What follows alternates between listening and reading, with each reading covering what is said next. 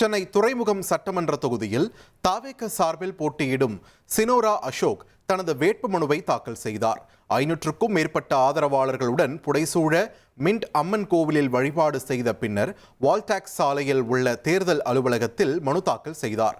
தொடர்ந்து தந்தி தொலைக்காட்சிக்கு பேட்டியளித்த அவர் தனது தொகுதியில் போக்குவரத்து நெரிசல் உள்ளது என்றும் ராஜீவ்காந்தி அரசு மருத்துவமனை அசுத்தமாக உள்ளது என்றும் குற்றம் சாட்டினார்.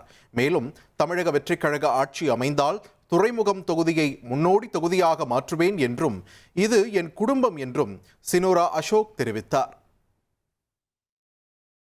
இந்த தொகுதியில் இது தொகுதின்னு சொல்ல மாட்டோம், இது துறைமுகம் என்ற வீடு.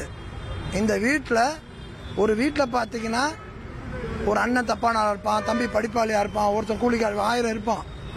ஆனால் எங்கள் வீட்டில் அதே மாதிரி எங்களுக்கு எந்த கட்சியெலாம் கிடையாது. நாங்கள் ஒரு வீடு மாதிரி மாற்றுக் கட்சி இருக்கவங்களும் எங்களுக்கு ஓட்டு போடுற அளவுக்கு மாற்றுவோம். இப்பயே மாற்றுக் கட்சி இருக்கவங்களாம் எங்களுக்கு ஓட்டு போட தயாராகிட்டாங்க.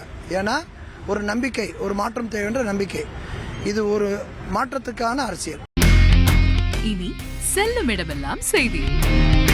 தந்தி டிவியின் வாட்ஸ்அப் சேனலை ஃபாலோ பண்ணினா செல்லருக்கும் இடமெல்லாம் செய்தி. இதோ QR கோட் இப்பவே ஸ்கேன் பண்ணுங்க, ஃபாலோ பண்ணுங்க.